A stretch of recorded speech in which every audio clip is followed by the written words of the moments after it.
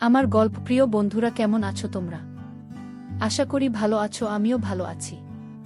তোমাদের মজা দিতে আমি আরও একটি মজার গল্প নিয়ে এসেছি। গল্পটি শুনলে তোমাদের রড দিয়ে ঝরনার মতো পানি বেরিয়ে আসবে। তো বুঝতেই পারতেছ গল্পটা কেমন ইন্টারেস্টিং হতে চলেছে, তাই দেরি না করে কানে হেডফোন পরে নাও।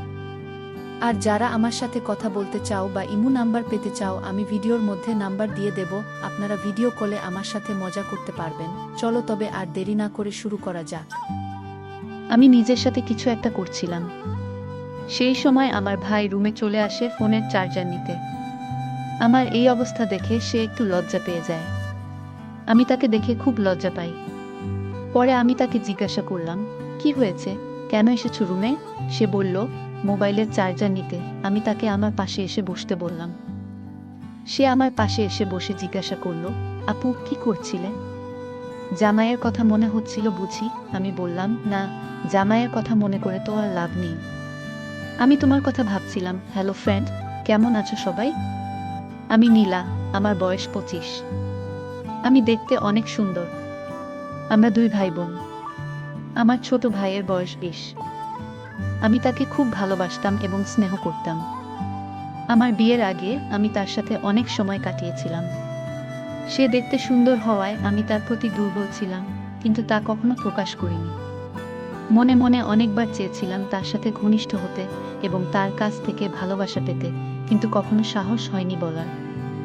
কিছুদিন পরে আমার বিয়ে হয়ে যায় এবং আমি শ্বশুরবাড়ি চলে যাই। সেখানে সংসার শুরু করি। আমার স্বামী আমাকে অনেক ভালোবাসত। কিছুদিন পর তার আচরণে অনেক পরিবর্তন লক্ষ্য করি। সে আর আগের মতো আমাকে ভালোবাসে না। রাত হলেই সে কোনো না কোনো অজুহাতে আমার কাছ থেকে দূরে থাকতে শুরু করে। আমি যখনই তার কাছে যেতাম, ভাবতাম আজ তার সাথে সময় কাটাবো এবং আদর ভালোবাসা নেব, কিন্তু সে আমার কাছ থেকে অনেক দূরে থাকতে শুরু করলো। সে এখন এসব করতে পছন্দ করছে না। একদিন আমি তাকে জোর করে এসব করতে বাধ্য করি। তারপর যা হলো তা আমার জীবনটাই শেষ করে দিল। এই বয়সেই আমার ভালোবাসার প্রয়োজন ছিল, কিন্তু তা আর হবে না মনে হতে লাগলো। কারণ আমার স্বামী এখন অক্ষম হয়ে পড়েছে। তার কোনো এক রোগ ছিল, যার প্রভাব এখন দেখা দিতে শুরু করেছে। তাই সে আর কোনোভাবেই আমার অপূর্ণ ভালোবাসা পূর্ণ করতে পারবে না। আমি আমার জীবনের কথা ভাবতে ভাবতে অনেক কান্না শুরু করে দিলাম। এখন আমার কি হবে? কারণ আমার এসবের খুব প্রয়োজন ছিল। আমি এই আনন্দ, এই সুখ না নিয়ে থাকতে পারি না। তাই এখন প্রায় প্রতি রাতে নিজের সাথে বিভিন্ন উপায়ে সে আনন্দ নিতে শুরু করি। একদিন আমার ভাই আমাদের শ্বশুর বাড়িতে আসে এবং আমাকে বাড়িতে নিয়ে যেতে চায়, কারণ আমি অনেক দিন ধরে বাড়িতে যাইনি। সে এসে আমার এই অবস্থা দেখে সন্দেহ করতে শুরু করে, কারণ আমি টেনশনে অনেক শুকিয়ে গিয়েছিলাম আর আমার চোখের নিচে কালো দাগ হয়ে গেছে। সে আমাকে জিজ্ঞাসা করতে শুরু করে, আপু, তোমার কি হয়েছে? তুমি এখানে অনেক কষ্টে আছো নাকি? জামাই কি তোমাকে মারে নাকি? না অন্য কিছু? আমি তাকে বললাম, না, এসব কিছু না, কিছুই হয়নি, তুই টেনশন করিস না। তারপর আমি তার সাথে আমাদের বাড়িতে যাই এবং বেশ কিছুদিন থাকার পরিকল্পনা করি। আমি মনে মনে ঠিক করেছিলাম যে আমি আর শ্বশুর বাড়িতে ফিরব না। বাড়িতে চুপচাপ থাকতাম। একদিন বিকেলে ছাদে বসে ভাবছিলাম আমার কি হবে এখন, আর কান্না করছিলাম। ঠিক তখনই আমার ভাই সেখানে চলে আসে। আমার কান্না দেখে সে আমার পাশে বসে আমার চোখের জল মুছে দেয় আর আমার হাত ধরে জানতে চায় কি হয়েছে। আমি লজ্জায় কিছু বলতে পারছিলাম না। তারপরেও সে অনেক জোর করার পর আমি তাকে বলি যে আমার জামাই আমাকে আর তেমন ভালোবাসে না এবং সে আমাকে সেই সুখ দিতে পারে না। আমার কথা শুনে সে একটু চুপ হয়ে যায়। পরে সে বলে, কেন, কি হয়েছে? তোমরা তো আগে ভালোই ছিলে, তাহলে এখন কি হলো? আমি তাকে বললাম সে আর কোনোদিন আমাকে সেই সুখ দিতে পারবে না। আমার কথা শুনে তারও মন খারাপ হলো। আমি মনে মনে ভাবছিলাম, এই সুখ এবং ভালোবাসা যদি আমি আমার ভাইয়ের কাছ থেকে পাই তাহলে অনেক ভালো হবে। তাই আমি একটি পরিকল্পনা করি। কান্না করতে করতে আমি তাকে জড়িয়ে ধরলাম। সে একটু লজ্জা পেল, কিন্তু কিছু বলল না। সে আমার পিঠে হাত রেখে বলল, দেখো আপু, তুমি এত টেনশন করো না, দেখি কি করা যায়। তার এই কথা শুনে আমি বললাম, কি আর দেখবে তুমি? আমার এই সুখ কি তুমি এনে দিতে পারবে? আমি এভাবে থাকতে পারি না। অনেক কষ্ট হয়। সে আর কিছু না বলে আমাকে নিয়ে নিচে চলে আসে নাস্তা করার জন্য। আমরা নাস্তা করলাম এবং অনেক গল্প করলাম।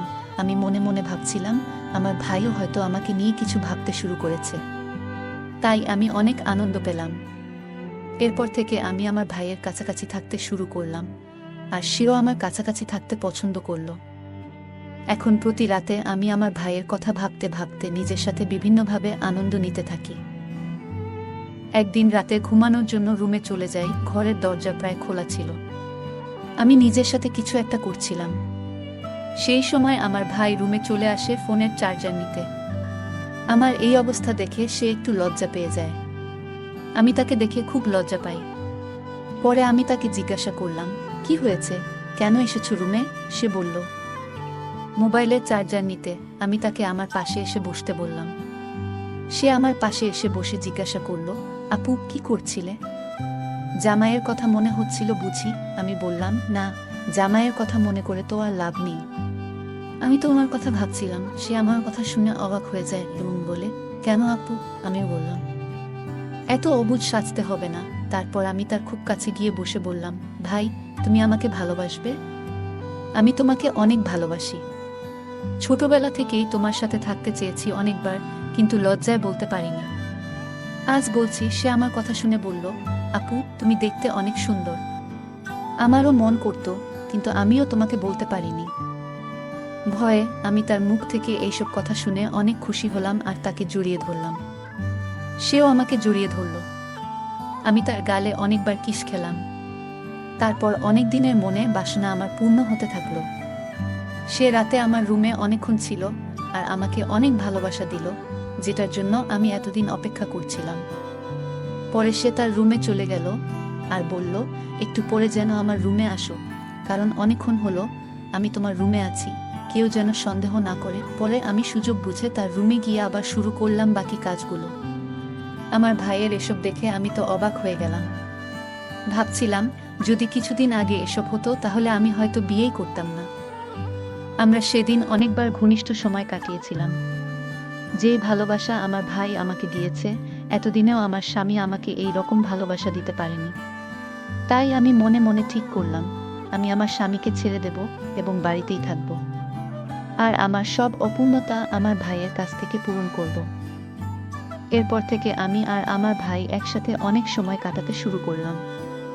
আমরা অনেক গোপনে এই সম্পর্কটা চালাতে লাগলাম, কারণ কেউ যদি এই সম্পর্কের কথা জানতে পারে তাহলে অনেক খারাপ মন্তব্য করবে। তাই আমরা খুব সাবধানে আমাদের সম্পর্কটা চালিয়ে যেতে থাকলাম। আমি এখন অনেক খুশি, কারণ আমার ভাই আমাকে অনেক ভালোবাসে এবং যত্ন নেয়। আমরা অনেক সময় বাইরে ঘুরতেও যেতাম, সেখানেও সুযোগ পেলে আমি আমার ভাইয়ের কাছ থেকে ভালোবাসা নিতাম। সেও আমার সাথে খুব খুশি ছিল, তাই সে আমাকে অনেক সময় দিত। কিছুদিন পর আমি আমার স্বামীকে ছেড়ে দেই। আমি বাড়িতে এসে আমার মায়ের সাথে সব শেয়ার করি এবং বলি যে জামাই আমাকে আর ভালোবাসে না। আমার কথা শুনে মা বললেন, যেটা তোমার ভালো মনে হয় সেটাই করো। স্বামীকে ছেড়ে দেওয়ার পর আমি নিজেই বাড়িতে থাকতে শুরু করি।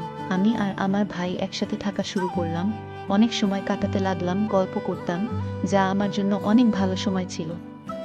এখন আমরা সুযোগ পেলেই ঘনিষ্ঠভাবে সময় কাটাই। গল্পটা কেমন লাগলো জানাতে ভুলবে না। তোমাদের সাথেও কি এমন কোনো ঘটনা ঘটেছে? যদি ঘটে থাকে তাহলে কমেন্টে জানাতে ভুলবে না। আরও মজার মজার রোমান্টিক গল্প শুনতে চাইলে ভিডিওটি লাইক, শেয়ার এবং চ্যানেলটি সাবস্ক্রাইব করতে ভুলবে না। ধন্যবাদ।